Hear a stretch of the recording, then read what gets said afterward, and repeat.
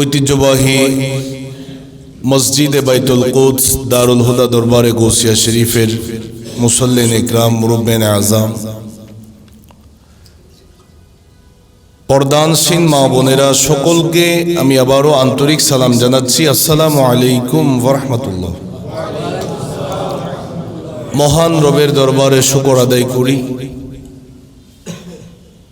এই কনকনে শীতের মধ্যে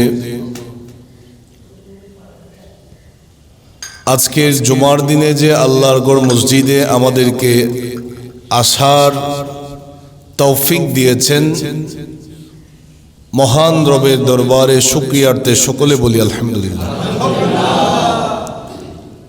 অগণিত বেহদ বেসমার দরুদ প্রেরণ করি সরকারে দো জাহা রহমাতুল্লিল আলামিন শফি আল মুজনিবিন নবী মুহাম্মদুর রাসূলুল্লাহ সাল্লাল্লাহু আলাইহি ওয়াসাল্লামের নূরানি কদমে। সম্মানিত মুসল্লিন ইকরাম, আজ পবিত্র রজব মাসের প্রথম জুমা। জুমার বয়ান আজকে আমরা শুনব। এই রজব মাসের ফজিলত কেমন, কোরআন এবং হাদিসের আলোকে এই মাসের মর্যাদা কেমন। কোরআনুল কারীমের সূরা তাওবার ৩৬ নম্বর আয়াতে কারীমার অংশ আমি তেলাওয়াত করেছি। আল্লাহ তাআলা বলেন, ইন্না ইদ্দাতাশ শুহুরি ইনদাল্লাহ, নিশ্চয় মাসগুলার সংখ্যা আল্লাহর কাছে 12 শাহরান ফি কিতাবিল্লাহ, 12 মাস আল্লাহ তাআলার কাছে যতগুলা মাস আছে এই মাসের সংখ্যা হচ্ছে 12 মাস। ফি কিতাবিল্লাহি ইয়াওমা খালাকাস সামাওয়াতি ওয়াল আরদ মিনহা আরবাআতুন হুরুম। এই 12 মাসের গণনা আল্লাহ তাআলা যখন আসমান এবং জমিন সৃষ্টি করেছেন তখন থেকেই এই 12 মাসের গণনাটা শুরু হয়েছে। আর একটু জোরে বলেন। এই যে আমরা মুহররম, সফর, রবিউল আউয়াল, রবিউল সানি এভাবে মাস গণনা করছি, আল্লাহ বলেন মাসের সংখ্যার গণনাটা আসমান এবং জমিন যখন সৃষ্টি করেছি তখন থেকেই 12 মাসের সংখ্যায় গণনা শুরু করেছি। ফি কিতাবিল্লাহ, যা আল্লাহর কোরআনুল কারীমের মধ্যে লেখা আছে। আরবাআতুন হুরুম, এই মাসের মধ্যে 4টা মাস বেশি সম্মানিত। এখন আসুন সেই 4 মাস কোন মাস? বুখারী শরীফের 3197 নম্বর হাদিস, মুসলিম শরীফের 1679 নম্বর হাদিস।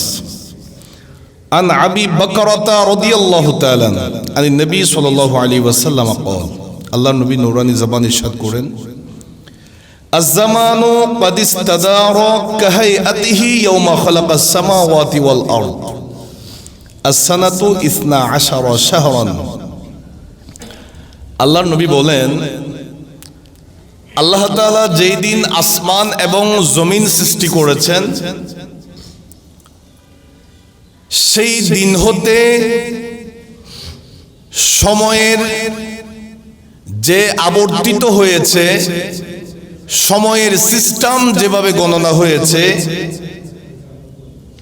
এখনো আজও সেই সিস্টেমটা আছে। সুবহানাল্লাহ। আমার নবী বলেন 12 শাহরান, 12 মাস দিয়ে গণনা। আসমান জমিন যখন সৃষ্টি করেছেন তখন থেকেই যেভাবে গণনা শুরু হয়েছে এখনো সেই 12 মাসের গণনাটা আছে, চলছে। এরপর আমার নবী বলেন, মিনহা আরবাআতুন হুরুম, তন্মধ্যে 12 মাসের মধ্যে 4টা মাস আল্লাহর কাছে বেশি সম্মানিত। সালাসাতুন মুতাওয়ালিয়াতুন, সেই 4 মাসের মধ্যে 3 মাস পরস্পর আছে, ধারাবাহিক আছে। আমার নবী বলেন যুলকাদা ওয়া যুলহিজ্জাহ ওয়াল মুহররম, জিলকদ, জিলহজ, মুহররম, এই 3 মাস ধারাবাহিকতা আছে। 4 মাসের মধ্যে এই 3টা মাস। এরপর আমার নবী বলেন ওয়ারাজাবু মুদারাল্লাযী বাইনা জুমাদা ওয়া শাবান, জুমাদা সানি এবং শাবান মাসের মাঝখানে রজবে মুদর আছে। সুবহানাল্লাহ। তাইলে এই হাদিস থেকে আমরা বুঝতে পারলাম কোরআন এবং হাদিসের ভাষ্যমতে 12 মাসের মধ্যে আল্লাহর কাছে সম্মানিত মর্যাদাপূর্ণ যে 4টা মাস, জিলকদ, জিলহজ, মুহররম এবং রজব। সুবহানাল্লাহ। এই রজব মাসটা অত্যন্ত গুরুত্বপূর্ণ, মর্যাদাপূর্ণ। সুবহানাল্লাহ। এখন আসুন, অনেকের মনে একটা প্রশ্ন আসতে পারে, হুজুর রমজান মাসের বিশেষ ফজিলত আমরা শুনেছি, এটা আলাদা একটা বিষয়।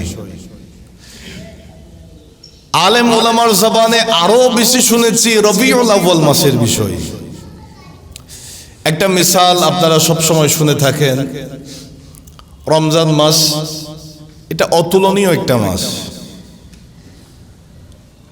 আবার ওলামায়ে কেরামের জবানে আমরা এটাও শুনে থাকি, রমজান মাস কেন দামি? কোরআনুল কারীমের আগমন হয়েছে সেই কারণে রমজান মাস দামি। এখন আসুন, রবিউল মাস সব মাসের চাইতে শ্রেষ্ঠ কেন? এমনকি আমাদের আকীদা, আমাদের বিশ্বাস রমজানের চাইতেও আরো বেশি মর্যাদাপূর্ণ রবিউল আউয়াল কেন? কারণ রমজান দামি হয়েছে কোরআনের কারণে, আর রবিউল আউয়াল বেশি দামি হয়েছে সাহেবে কোরআনের কারণে। বলেন আল্লাহু আকবার। এখন আসুন, হযরতে উসমান ইবনে হাকিম আল আনসারী রাদিয়াল্লাহু তাআলা বর্ণনা করেন, এটা মুসলিম শরীফের মধ্যে আছে হাদিসটা।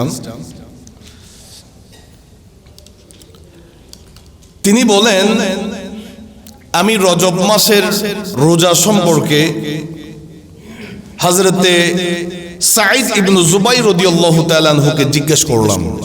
সাঈদ ইবনে জুবাইর রাদিয়াল্লাহু তাআলা বলেন, ফাকালা, তিনি বলেন আমি হযরতে আব্দুল্লাহ ইবনে আব্বাস রাদিয়াল্লাহু তাআলা আনহুমার জবানে শুনেছি। ফাকালা সামি'তু ইবনে আব্বাস রাদিয়াল্লাহু তাআলা আনহুমা ইয়াকুল, হযরতে আব্দুল্লাহ ইবনে আব্বাস রাদিয়াল্লাহু তাআলা তিনার জবানে শুনেছেন, কানা রাসূলুল্লাহ সাল্লাল্লাহু আলাইহি ওয়াসাল্লাম ইয়াসুমু হাত্তা নাকুলা লা ইফতিরু। একটু মহব্বতে বলি না সুবহানাল্লাহ। হযরতে আব্দুল্লাহ ইবনে আব্বাস রাদিয়াল্লাহু তাআলা আনহুমা বলেন, আমি রাসূল পাক সাল্লাল্লাহু আলাইহি ওয়াসাল্লামকে দেখেছি যখন রজব মাস আসে, আমার নবী এই রজব মাসে এমন ভাবে রোজা স্টার্ট করতেন, রোজা রাখতেন, একদিন, 2 দিন, 3 দিন, এইভাবে নবীজি লাগাতার রোজা রাখতেন। আমরা মনে করতাম আমার নবী মনে হয় আর কখনো রোজা ভাঙবেন না। একটু জোরে বলি না সুবহানাল্লাহ। বন্ধ করতেন না, প্রতিদিন রোজা রাখতেন। এরপরে বলেন, ওয়ায়ুফতিরু হাত্তা নাকুলা লা ইয়াসুম। আবার মাঝে মধ্যে মনে হয় যখন রোজা রাখতেন না, আজকেও রাখেন নাই, আগামীকালও রাখেন নাই, পরের দিনও রাখেন নাই, এইভাবে রাখতেন না, মনে হচ্ছে নবী মনে হয় আর এই মাসের মধ্যে রোজা রাখবেন না। সুবহানাল্লাহ। তাইলে বোঝা যায় আমার নবী রোজা রাখতেন, আবার মাঝে মাঝে রোজা রাখতেন না। এই রজব মাসে নবী করিম সাল্লাল্লাহু আলাইহি ওয়াসাল্লাম রোজাকে অতীব বেশি গুরুত্ব দেওয়ার কারণ হচ্ছে এটা মুসলমানদের জন্য একটা প্রশিক্ষণ। রজব, শাবান, কারণ শীঘ্রই তো রমাদানুল মুবারক মাস আসছে। এই রমজানে ইবাদত বন্দেগী করার জন্য এই রজব, শাবান এটা একটা প্রশিক্ষণ। জোরে বলি সুবহানাল্লাহ। এখন আসুন, স্বাভাবিকভাবে আমরা আল্লাহর কাছে দোয়া করি, আল্লাহ আমার ছেলে মেয়ে ছোট, তাদেরকে তো বড় করতে হবে, তাদেরকে প্রতিষ্ঠিত করতে হবে, কোনো একটা পর্যায়ে তাদেরকে নিয়ে যেতে হবে। আল্লাহ রে, আমার জানটা তুমি বাড়াই দাও, হায়াত বাড়াই দাও। আমরা দোয়া করি না? কারণ ছেলে মেয়ে ছোট থাকার কারণে যদি আমি আপনি মারা যাই, তাইলে তো তারা এতিম হয়ে যাবে, তাদের ভবিষ্যৎ কি হবে, সেই চিন্তা করেই আমরা আল্লাহর কাছে হায়াত চাই। অথবা বিভিন্ন কাজে, দুনিয়াবি কোনো কাজে আমরা আল্লাহর কাছে হায়াত চাই। আর রজব মাস যখন আসতেন, আমার নবী আল্লাহর কাছে দোয়া করতেন, আল্লাহুম্মা বারিক লানা, আল্লাহুম্মা বারিক লানা ফি রজব ওয়া শাবান। আল্লাহ, পবিত্র রজব এবং শাবান মাসের মধ্যে তুমি বরকত দান করো। ওয়া বাল্লিগনা রমাদান, আল্লাহ আমার হায়াতটা রমাদান পর্যন্ত পৌঁছিয়ে দাও। আরেকটু জোরে বলেন না। আমার নবী রজব মাস আসলে শুধু দোয়াটা একবার করেছেন তা নয়, যে রজবের চাঁদ দেখেছেন নবীজি দোয়া করছেন তা নয়। আমার নবী রজব মাস আসলেই, ঢুকলেই, রজব শাবান, নবী সব সময় দোয়া করতেন, আল্লাহুম্মা বারিক লানা ফি রজব ওয়া শাবান ওয়া বাল্লিগনা রমাদান। আল্লাহ রে, পবিত্র রজব মাস তো আমাদের কাছে আগমন হয়েছে, আল্লাহ রজব এবং শাবানে বরকত দাও, আমার হায়াতটা রমজান পর্যন্ত পৌঁছায় দাও, যেন রমাদানের নিয়ামত পেতে পারি। জুড়ে বলি, আমরা আল্লাহর কাছে হায়াত চাই দুনিয়া বিহালতে, দুনিয়ার নিয়ামত পাওয়ার জন্য। আর আমার নবী আল্লাহর কাছে হায়াত চেয়েছেন, আল্লাহ রমাদানের নিয়ামতটা যেন পেতে পারি। রজব পাইলাম, রমজান যেন মিস না করি। জোরে বলি না সুবহানাল্লাহ। আল্লাহর কাছে আমরাও দোয়া করি, আল্লাহ এই পবিত্র রজব মাসের, শাবান মাসের বরকত আমাদেরকে নসিব করো। আয় আল্লাহ, আমাদের হায়াত পবিত্র মাহে রমাদান পর্যন্ত পৌঁছে। এখন আসুন, ক্বালা রাসূলুল্লাহ সাল্লাল্লাহু আলাইহি ওয়াসাল্লাম, আল্লাহর নবীর একটা হাদিস, যেটা ফাদাইলুল আওকাতের মধ্যে আছে। আমার নবী বলেন, ইন্না ফিল জান্নাতি নাহরান ইউকালু লাহু রাজাবুন। জান্নাতের মধ্যে একটা নদী আছে, যেই নদীটার নাম হচ্ছে রজব। সুবহানাল্লাহ বলেন। জান্নাতে এমন একটা নদী আছে, যেই নদীর নাম রজব। আসাদ্দু বায়াদাম মিনাল লাবান, যেই নদীর পানি দুধের চেয়েও বেশি সাদা। এরপর আমার নবী বলেন, ও আহলা মিনাল আসাল, যেই নদীর পানি মধুর চাইতেও বেশি মিষ্টি। দুধের চাইতেও বেশি সাদা আর মধুর চাইতেও বেশি মিষ্টান্ন। আল্লাহর নবী বলেন, মান সামা মিন রজাবিন ইয়াওমান, যেই ব্যক্তি রজব মাসে একটা রোজা রাখবে। কয়টা? একটা রোজা রাখবে। সাকাহুল্লাহু মিন যালিকান নাহর, আল্লাহর নবী বলেন, যে রজব মাসে একটা রোজা রাখবে, ওই রোজাদার ব্যক্তি রজব নামক জান্নাতের সেই নদীর পানি, যেই নদীর পানি দুধের চাইতে বেশি সাদা, মধুর চাইতে বেশি মিষ্টি, সেই পানি পান করার সৌভাগ্য অর্জন করবে। আল্লাহ আমাদেরকে তৌফিক দান করুন। আর একটু জোরে বলেন আমিন। এখন আসুন, তানবিহুল গাফিলিন কিতাবের মধ্যে ফকি আল্লামা আবুল্লাহ সামারকান্দি রাহমাতুল্লাহি আলাইহি খুব চমৎকার করে তিনি রাসূল পাক সাল্লাল্লাহু আলাইহি ওয়াসাল্লামের হাদিস কোট করেছেন। আল্লাহর নবী নূরানি জবান ইরশাদ করেন, মান সামা ইয়াওমান মিন রজাবিন। এই রজব মাসে আমরা কি করব, আমাদের করণীয় কি, আমল কি, নবীজি হাদিসে মুবারকার মাধ্যমে আমাদেরকে বলে দিয়েছেন। তো যারা মাইকের আওয়াজে ওয়াজ শুনছেন, যারা সোশ্যাল মিডিয়ার মাধ্যমে ওয়াজ দেখতেছেন, শুনছেন, সকলকে বলবো আল্লাহ তাআলা আমাদের সকলকে আমল করার তৌফিক দান করুন। আমার নবী বলেন, যেই ব্যক্তি মান সামা ইয়াওমান মিন রজবিন, রজব মাসে একটা রোজা রাখবে, কানা কাসিয়ামি সানাতিন, সে একটা রোজা রেখেছে মানে সারা বছর রোজা রাখলো। এই হাদিসের আগের হাদিসে আমরা জানলাম যে একটা রোজা রাখবে ওই জান্নাতে রজব নামক সেই নহরের পানি পান করতে পারবে। আর এই হাদিসে নবী করিম সাল্লাল্লাহু আলাইহি ওয়াসাল্লামের জবানে আমরা শুনছি, রাসূলুল্লাহর জবানে পাকের হাদিস, আমার নবী বলেন যে রজবে একটা রোজা রাখবে, এক বছর রোজা রাখলে যেই সওয়াব, রজবে একদিন রোজা রাখলে সেই সওয়াব পাবে। এরপর আমার নবী বলেন, ওয়ামান সামা সাবআতা আইয়াম, রজব মাসে যে ব্যক্তি 7 দিন রোজা রাখবে, কয়দিন? 7টা রোজা রাখবে। আমার নবী বলেন, গুল্লিকাত আনহু, তার জন্য বন্ধ করে দেওয়া হবে, ক্লোজ করে দেওয়া হবে, সাবআতু আবওয়াবি জাহান্নাম, জাহান্নামের 7টা দরজা বন্ধ করে দেওয়া হবে। বলেন না সুবহানাল্লাহ।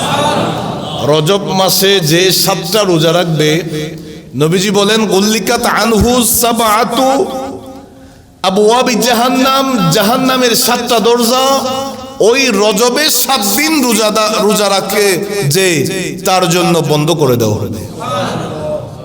এরপর আমার নবী বলেন, ওয়ামান সামা সামানিয়াতা আইয়াম, যেই ব্যক্তি, যে আল্লাহর বান্দা 8 দিন রোজা রাখবে, মিন রজবিন, রজব মাসের মধ্যে, আমার নবী বলেন, ফুতিহাত লাহু, তার জন্য ওপেন করা হবে, খুলে দেওয়া হবে, সামানিয়াতু আবওয়াবিল জান্নাহ, জান্নাতের 8টা দরজা তার জন্য খুলে দেওয়া হবে, যে 8 দিন রোজা রাখবে। এরপরে নবীজি বলেন, ওয়ামান সামা আশারাতা আইয়াম, যে 10 দিন রোজা রাখবে রজব মাসে, এই মাসের মধ্যে, আমার নবী বলেন, লাম ইয়াসআলিল্লাহ, সে যা চাইবে আল্লাহর কাছে আযজা ওয়া জাল্লা, শাইয়ান, আল্লাহর কাছে যা কিছু সে চাইবে, ইল্লা আতাহু, আল্লাহ তাকে তা দান করবেন। যে 10 দিন রজব মাসে রোজা রাখবে, আল্লাহর কাছে যা ফরিয়াদ করবে, আমার আল্লাহ সব ফরিয়াদ কবুল করবেন। এরপর আমার নবী বলেন, ওমান সামা খামসাতা আশারা ইয়াওমান, যে 15 দিন রোজা রাখবে রজব মাসে, নাদা মুনাদিন মিনাস সামাই, একজন আহ্বানকারী তাকে আহ্বান করবে, ডাকবে আসমান থেকে। সুবহানাল্লাহ। যে 15 দিন রোজা রাখবে, একজন আহ্বানকারী তাকে ডাকবে, আহ্বান করবে, কদ গুফিরা লাকা, ও আল্লাহর বান্দা, তোমার অতীতে যত গুনাহ হয়েছে রজব মাসে 15টা রোজা রাখার বিনিময়ে আল্লাহ তোমার অতীতের সমস্ত গুনাহ মাফ করে দিয়েছে। আর একটু জোরে বলেন না শুনুন। এরপরে কি বলেন, মা সালাফা ফাস্তানিফ আল আমাল, তুমি আবার নতুন করে আমল করা শুরু করো। বলেন না সুবহানাল্লাহ। তোমার অতীতের মধ্যে আর কোনো গুনাহ নাই, তুমি নতুন করে আমল স্টার্ট করো। এরপরে বলছেন, কদ বুদ্দিলাত সাইয়্যাতুকা হাসানাতিন, তোমার অতীতে যতগুলা গুনাহ ছিল সমস্ত গুনাহ তো মাফ করে দেওয়া হয়েছে, এই গুনাহগুলা আবার সওয়াবে পরিণত করে দিছে। ওই রজব মাসের 15 দিন রোজা যে রাখবে সেই নিয়ামত এই পাবে। আল্লাহ আমাদেরকে রাখার তৌফিক দান করুন। আর একটু জোরে বলুন আমিন। এখন আসুন, এই হাদিসটা ইমাম বাইহাকির শুআবুল ঈমানের 3530 নম্বর হাদিস। আন সালমান আল ফারসি রাদিয়াল্লাহু তাআলা قال قال رسول الله صلى الله عليه وسلم, আল্লাহর নবী নূরানি জবানে ইরশাদ করেন, ফি রজবিন ইয়াউমুন ওয়া লাইলাতুন, রজব মাসের মধ্যে এমন একটা দিন আছে, এমন একটা রাত আছে। সুবহানাল্লাহ। মান সামা যালিকাল ইয়াউম, যেই ব্যক্তি দিনের বেলায় রোজা রাখবে ওই দিনে, ওয়া কামা তিলকাল লাইলা, এবং সেই রাতের বেলা নামাজ পড়বে। সুবহানাল্লাহ। নবীজি বলেন রজবে এমন একটা দিন আছে, এমন একটা রাত আছে, যেই ব্যক্তি দিনে রোজা রাখবে, রাতে নামাজ পড়বে। আমার নবী বলেন কানা কামান সামা মিনাদ দাহরি মিআতা সানাতিন, সে দিনের বেলা রোজা রাখার কারণে আমার আল্লাহ তাকে 100 বছর রোজা রাখার সওয়াব দিবে। বলেন আল্লাহু আকবার। এরপরে বলছেন ওয়াকামা মিআতা সানাতিন, রাতের বেলা নামাজ আদায়ের কারণে আল্লাহ তাআলা তাকে 100 বছর নামাজ পড়ার সওয়াব দিবেন। এখন আসুন সেই দিনটা কোন দিন, সেই রাতটা কোন রাত? আমার নবী বলছেন ওয়া হুয়া সালাসুন বাকাইনা মিন রাজাবিন ওয়া ফীহি বা'সাল্লাহ মুহাম্মাদান সাল্লাল্লাহু তাআলা আলাইহি ওয়াসাল্লাম। এক কথায় সেই দিন এবং রাতটা হচ্ছে, রাত হচ্ছে 26 তারিখ দিনগত রাত, 27 তারিখের রাত, আর দিনটা হচ্ছে রজবের 27 তারিখ। অর্থাৎ যেই রাত্রিতে নবী করিম সাল্লাল্লাহু আলাইহি ওয়াসাল্লামকে আমার আল্লাহ মেরাজে নিয়ে গেছেন। আর আমার নবী মেরাজ থেকে এসেছেন সকালবেলা। আমার নবী মক্কার সমস্ত কাফের মুশরিকদেরকে ডেকে আমার নবী এলান করেছেন, ওই প্রভুর শপথ, ওই আল্লাহ যিনি আমাকে রাতের লাইলান কিছু অংশে মেরাজ করিয়ে নিয়ে এসেছেন। আমার নবী বলেন ওফিহি বা'সাল্লাহু মুহাম্মাদুর রাসূলুল্লাহ, যেই রাত্রিতে, যেই দিনে আমার নবী নবুয়ত প্রকাশ করেছেন। আল্লাহ আমাদের সকলকে এই আমলগুলো করার তৌফিক দান করুন। বিশেষত আমরা গত 2টা জুমা হযরতে সাইয়্যিদুনা সিদ্দিক আকবর রাদিয়াল্লাহু তাআলা আনহুর শানে আলোচনা শুনেছি। আজকের এই জুমাতে আমরা পবিত্র রজবুল মুরাজ্জাব মাসের ফজাইল আমল, আমি তো এতক্ষণ পর্যন্ত বললাম কোরআন এবং হাদিসের আলোকে যা বলেছি সবগুলো হাদিস। আল্লাহ তাআলা আমাদেরকে বেশি বেশি আমল করার তৌফিক দান করুন। কারণ এই রজব মাস অত্যন্ত গুরুত্বপূর্ণ, মর্যাদাপূর্ণ। এই মাসের বিষয়ে আমার আল্লাহ কোরআনুল কারীমের মধ্যে আমাদেরকে তাগিদ দিয়েছেন। হাদিসে পাকের মধ্যে রাসূল করিম সাল্লাল্লাহু আলাইহি ওয়াসাল্লাম আমাদেরকে তাগিদ দিয়েছেন। সুতরাং এই মাসকে আমাদেরকে, এই মাসটাকে অতীব গুরুত্বপূর্ণ হিসাবে আমাদেরকে নিতে হবে, আমল করতে হবে। আল্লাহ তাআলা আমাদেরকে আমল করার তৌফিক দান করুন। এখন আসুন সাইয়্যিদুনা সিদ্দিক আকবর রাদিয়াল্লাহু তাআলা সম্পর্কে একটা আলোচনা, যেখান থেকে আমাদের অতীব গুরুত্বপূর্ণ কিছু শিক্ষা আছে। যে আলোচনাটা দুররাতুন নাসিহিন কিতাবের মধ্যে উল্লেখ আছে। কোরআনুল কারীমের সূরা মুদাসসির এর 42 এবং 43 নম্বর আয়াতে আল্লাহ তাআলা বলেন মা সালাকাকুম ফি সাকার। আল্লাহ বলেন জাহান্নামের মধ্যে সাকার নামক একটা জাহান্নাম আছে। তাফসীরের মধ্যে মুফাসসির ইকরাম বলছেন, মনোযোগ দিয়ে খেয়াল করবেন, সাকার নামক যে জাহান্নাম, এমনিতেও আমরা তো সকলে জানি জাহান্নাম, যে 7টা জাহান্নাম আছে, এগুলা সবগুলার মধ্যে কোন জাহান্নামের মধ্যে আরাম, সবগুলাতে শাস্তি। কথা বলেন ঠিক কিনা? জাহান্নামের মধ্যে গিয়ে কেউ আরামে থাকতে পারবে না। আমরা আল্লাহর কাছে দোয়া করি আল্লাহুম্মা আজিরনি মিনান নার, আল্লাহুম্মা আজিরনা মিনান নার, আল্লাহ আমাদেরকে জাহান্নামের আগুন থেকে বাঁচাও। আমরা জাহান্নাম থেকে আল্লাহর কাছে পানা চাই। আর সাকার নামক যেই জাহান্নাম, ওই জাহান্নাম থেকে অন্যান্য জাহান্নামগুলো পানা চাই। বলেন আল্লাহু আকবার। আমরা তো জাহান্নাম থেকে পানা চাই, আল্লাহ আমাদেরকে জাহান্নাম থেকে বাঁচাও।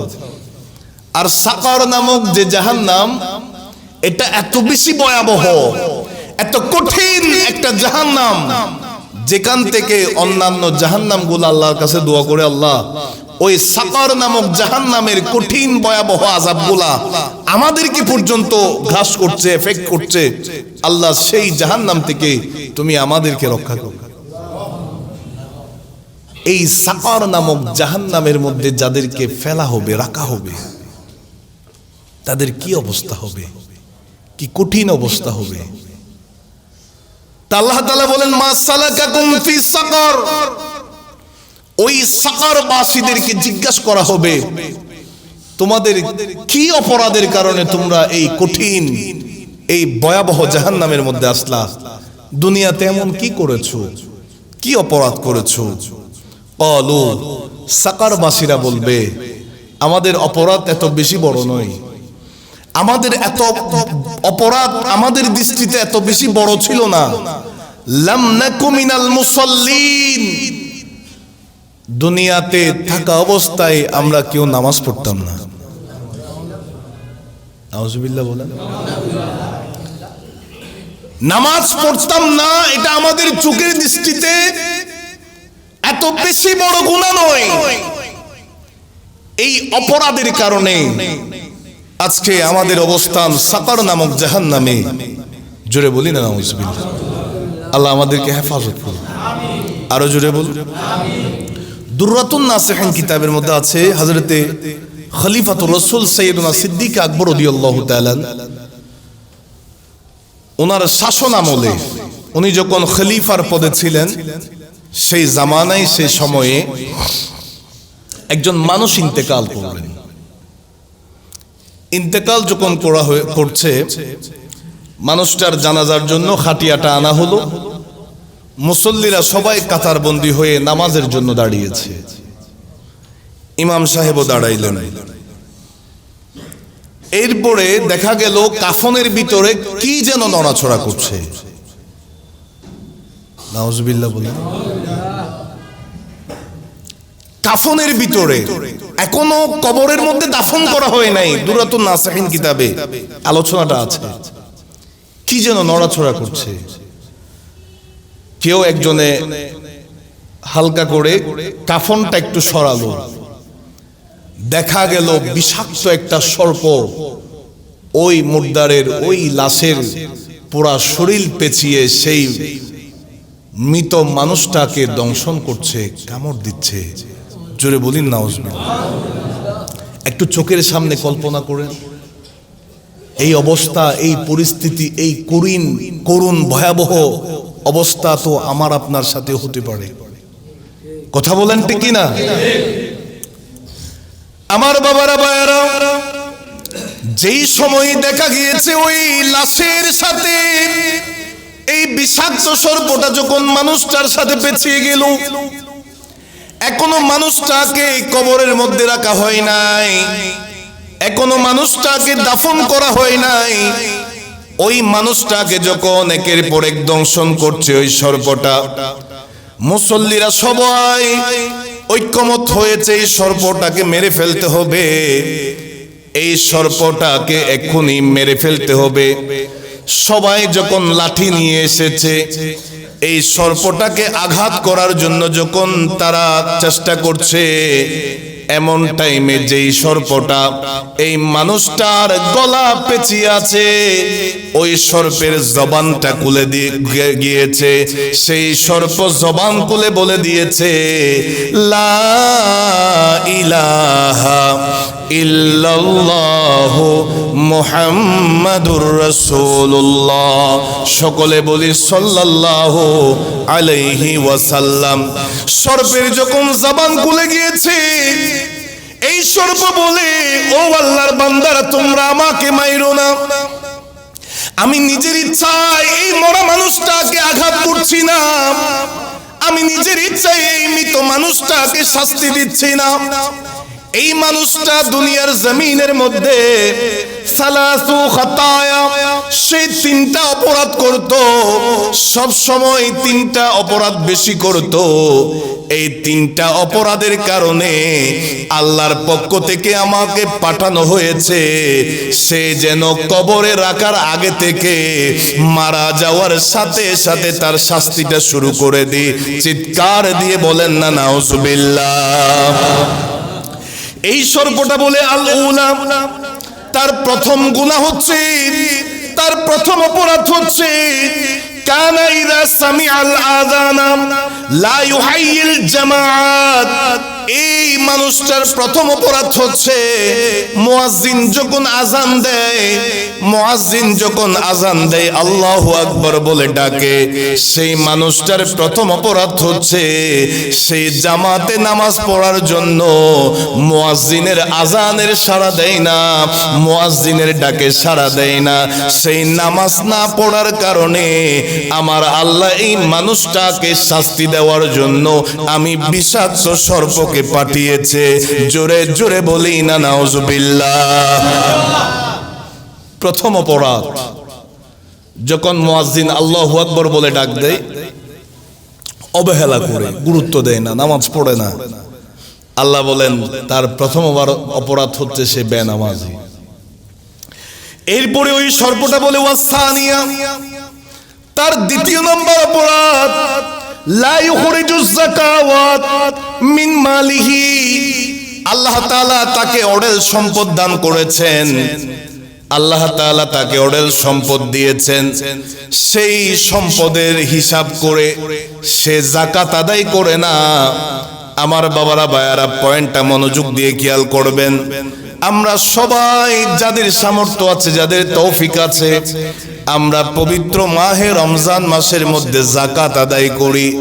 আমাদের বাংলাদেশে, আমাদের সমাজে এমন মানুষও দেখা যায় বড় পয়সাওয়ালা, বড় দানবীর, দেখা যায় সম্পদের কোনো হিসাব নাই, সম্পদের কোনো নির্দিষ্ট হিসাব না করে একটা আইডিয়া করে আমরা কিছু গরিব মানুষদেরকে দান করি। আমরা মনে করি যাকাত আদায় হয়ে গিয়েছে। আসলে যাকাত কখনো পরিপূর্ণ আদায় হবে না যতক্ষণ না আপনি আপনার সম্পদের পুঙ্খানুপুঙ্খানুভাবে আপনি হিসাব করে ইসলামী শরীয়তের ফয়সালা মোতাবেক আপনি যখন যাকাত আদায় করবেন, সেই সময়ে আপনার পরিপূর্ণ যাকাত আদায় হয়ে যাবে।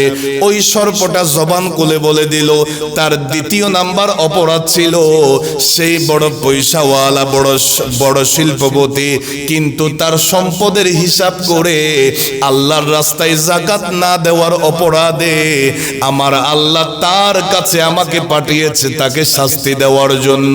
চিৎকার দিয়ে বলেন না নাউজুবিল্লাহ, আরো জোরে বলেন নাউজুবিল্লাহ। তৃতীয় নম্বর অপরাধ ওয়াসালিসাতু লা ইসমাউ কাউলুল উলামাই ওয়া হাযা জাযাউহু। জোরে বলি না নাউজুবিল্লাহ। তৃতীয় নাম্বার যে অপরাধ, সে কখনো কোনো আলেমের কথা শুনতো না। নাউজুবিল্লাহ বলেন। যেমন আমাদের দেশে কিছু সম্প্রদায় আছে, আপনারা আবার রাগ করিয়েন না, ইয়ং জেনারেশনের স্কুল, কলেজ, ইউনিভার্সিটিতে পড়ুয়া কিছু ছাত্র ভাইয়েরা আছে, অ্যান্ড্রয়েড মোবাইল তো সবার হাতে হাতে আছে। গুগলে যখন আপনি সার্চ করবেন বুখারী শরীফ বাংলাতে পেয়ে যাবেন, মুসলিম শরীফ বাংলাতে পেয়ে যাবেন, নাসাই শরীফ পেয়ে যাবেন, ইবনে মাজা পেয়ে যাবেন, হাদিসের যত কিতাব আছে বাংলাতে পেয়ে যাবেন। এখন গুগলের মধ্যে আপনি বাংলাতে বুখারী শরীফ পাই গেছেন, এখন যদি বলেন আর দারুল হুদা দরবার শরীফে মাওলানা আতাউল্লাহ নঈমী সাহেব বুখারীর রাওয়ায়াত দিয়ে, বুখারীর বর্ণনা দিয়ে আমাদেরকে ওয়াজ শুনে, ওনার ওয়াজ শোনার দরকার কি? বুখারী তো আমার মোবাইলে আছে। এই মন মানসিকতা কি আনা যাবে? কারণ হাদিস রাসূল পাক সাল্লাল্লাহু আলাইহি ওয়াসাল্লামের হাদিস অগণিত। কোনটা আমরা মানবো মানে কোনটার উপর আমল করব। হাদিস তো সব মানতে হবে, কোনটার উপর আমল করব, কোনটা আমল করাটা জরুরি। সুন্নাহ এবং হাদিস, নবী যা বলেছেন সবগুলা হাদিস, আর নবী যা করেছেন এবং করতে বলেছেন এগুলা সুন্নাত। সুবহানাল্লাহ বলেন। সকল সুন্নাহ হাদিস, তবে সকল হাদিস সুন্নাহ নয়। পয়েন্টটা মাথায় রাখতে হবে। সকল সুন্নাহ হাদিস আর সমস্ত হাদিস সুন্নাহ হাদিস, এটা কিতাবে আছে, উস্তাদে পড়াবে, ছাত্ররা পড়বে। তবে কিছু কিছু হাদিসের উপর আমল করতে হবে না, এটা পড়বে, তেলাওয়াত করবে। এখন আমাদের কিছু ভাইয়েরা আছে বলে যে হাদিসের মধ্যে আছে তো, নামাজের মধ্যে যখন ইমাম সাহেব সূরা ফাতিহা শেষ করবে আমিন বলে এমন আওয়াজ করতে হবে যেন মসজিদ ফাটাই যায়। এ ধরনের আছে না? এরপরে বিভিন্ন রকমের আমরা বিষয় দেখি, যাদের আমরা ইসলামী শরীয়ত যেভাবে পালন করি, আমরা হানাফি মাযহাবের আলোকে, তারা বলে যে এখানে হানাফির দরকার কি, ইমাম শাফিঈর দরকার কি, ইমাম হাম্বলির দরকার কি, ইমাম মালিকের দরকার কি, বাংলা বুখারী শরীফ আমার কাছে আছে তো, ওনার চাইতে আমি ভালো বুঝবো। এই ধরনের আছে না? মাযহাব মানতে চায় না, এই ধরনের একটা সম্প্রদায় আছে না? তারা থাকার কারণ কি জানেন? ওই যে লা ইসমাউ কওলাল উলামা, কওলুল উলামা, আলেমদের কথা তারা শুনতে চায় না।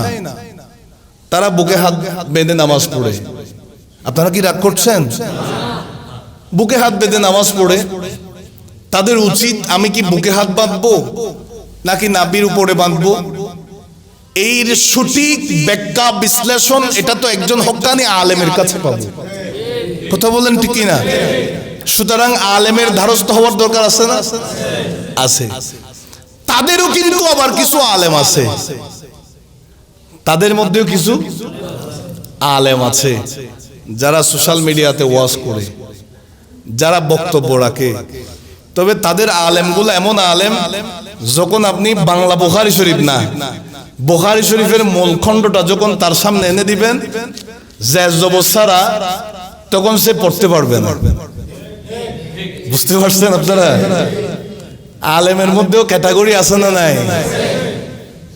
তাদের মধ্যেও বড় বড় বক্তা আছে, হুজুর আছে, যাদের এক একটা 3 মিনিটের 2 মিনিটের ভিডিওর মধ্যে মিলিয়ন মিলিয়ন ভিউজ হচ্ছে। সুতরাং আমাদেরকে বুঝতে হবে মিলিয়ন ভিউজ হইলে বড় আলেম হওয়া যায় না। বড় আলেম হওয়ার জন্য কিতাবি ইলমেরও দরকার আছে না নাই? আল্লাহ আমাদেরকে বুঝার তৌফিক দান করুন। তো ওই সর্বটা বলছে তার 3য় নাম্বার অপরাধ ছিল, সে যখন তাকে যখন উলামায়ে ইকরামের কথা বলা হতো সে আলেমদের কথা শুনতো না। এই 3টা অপরাধের কারণে কবরে যাওয়ার আগ থেকেই তার শাস্তি দুনিয়াতে শুরু হয়ে গেছে। আল্লাহ আমাদেরকে হেফাজত করুন। আরো জোরে বলুন আমিন। সুতরাং আমাদের সকলকে বুঝতে হবে, ইনশাআল্লাহ কোন একটা জমায় আলোচনা হবে। বিশেষ করে আমরা পীর সাহেব হুজুর কেবলার জবানেও মাঝে মধ্যে শুনি আহলে সুন্নাত ওয়াল জামাতের যে আকীদা, আহলে সুন্নাত ওয়াল জামাতের যে মতাদর্শ, এটার উপর আমাদেরকে থাকতেই হবে। কথা বলেন ঠিক না? কারণ আমার নবী বলেছেন ওই যে বনি ইসরাইলের ফেরকা হয়েছে 72, আর আমার উম্মতের ভিতরে ফেরকা হবে 73। কুল্লুহুম ফিন্নার, এটা রাসূলুল্লাহর জবানের কথা। সবাই জাহান্নামে যাবে ইল্লা মিল্লাতান ওয়াহিদা, একটা দল জান্নাতে যাবে। একটু জোরে বলেন সুবহানাল্লাহ। সাহাবীরা জিজ্ঞাসা করলেন ক্বালু মান হিয়া ইয়া রাসূলুল্লাহ সাল্লাল্লাহু আলাইহি ওয়াসাল্লাম, নবী গো ওই দলটার পরিচয় কি? ওই দল কোন দল? আমার নবী বলেন মা আনা আলাইহি ওয়া আসহাবি, ওই দল জান্নাতি দল যেই দলের ভিতরে আমি রাসূল আছি, আমার সাহাবীরা আছে। আমরা তো দুনিয়াতে অনেক দল দেখতেছি, অনেক দল দেখি। এই যে মুহররম মাস আসলে কিছু দল দেখা যায় হযরতে মাওলা আলী শের হুদা ইমাম হাসান হুসাইন রাদিয়াল্লাহু তাআলা আনহুমার প্রতি এত বেশি দরদ মায়া দেখায়, মায়া দেখাইতে দেখাইতে সিদ্দিক আকবর ফারুক আজমকে গালি দেয়। আবার ওই সময় আরেক দল দেখা যায় যারা সারা বছর মানুষদেরকে ইসলামের দাওয়াত দিতে থাকে মুহররম মাস আসলে গর্তের ভিতরে ঢুকে যায়। আছে না নাই? এই দল নয়। যেই দলের মধ্যে রাসূলুল্লাহ আছে, যেই দলের মধ্যে নবীর সাহাবীরা আছে, যাদের ভিতরে রাসূলুল্লাহর প্রতি মহব্বত আছে, সাহাবায়ে কেরামের প্রতি তাজিম আছে, নবী বলেন তারাই হচ্ছে জান্নাতি দল।